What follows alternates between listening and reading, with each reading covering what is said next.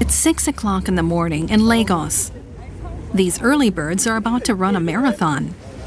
They're part of a movement called Urban Better Citizens, which is active in a number of African cities.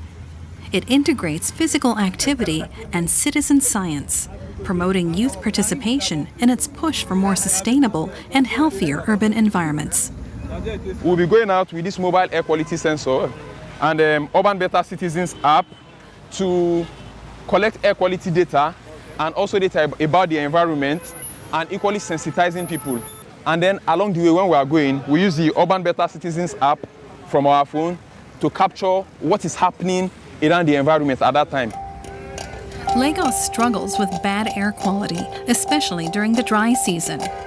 Gathering data is highly valuable for researchers, helping them analyze the extent of the problem, the first step in finding solutions. Air pollution comes from a number of sources, such as cars, open fires, or industrial emissions.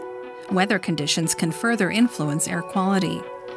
Air pollution is measured by looking at certain chemical compounds in the air we breathe, mostly nitrogen compounds, sulfur oxides, carbon monoxide, ozone, and particulate matter or fine dust.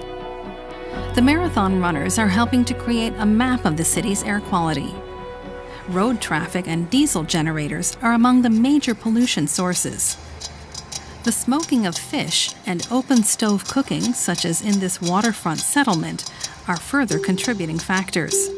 Prolonged exposure to a high concentration of these compounds can severely damage the lungs and is especially harmful for young and old people. Other members of the general public use the Citizens app too, uploading information on the urban environment. These women have spotted a pile of dumped garbage that has been burnt, as the charred remains reveal. They log their observation in the data app. A lot could be fixed with better trash management. Lagos produces 13,000 tons of waste every day, and the city's two major landfills are already full to the brim. As the waste breaks down, it releases harmful gases, including methane. The Lagos Waste Management Authority is in dire need of ideas and alternatives.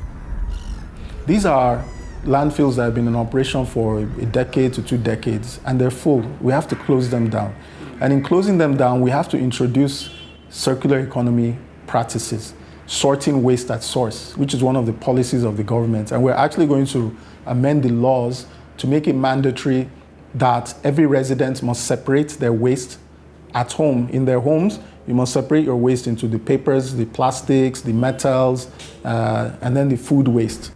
There are plans for waste-to-energy plants, a biogas facility which could fuel buses in Lagos, as well as more recovery facilities for recycling waste.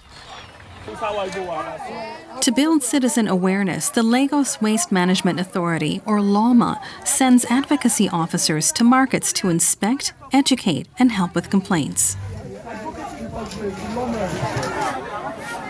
This woman tells them about a problem with waste collection here by a private contractor or PSP operator. You could see the market women complaining. We gave them the LAWMA toll-free line for them to freely and easily, they can call. It's a toll-free line from an Airtel line for them to pass their grievance. Then LAWMA has PSP coordinators all across. Where PSP operators are not doing the needful, we call them to order. There has been progress in other areas. LAWMA introduced new recycling and waste bins in 2022, fitted with a chip to track collection. Households are required by law to buy the bins and subscribe to weekly pickup, but many just cannot afford the $50 containers, and not all settlements are reachable.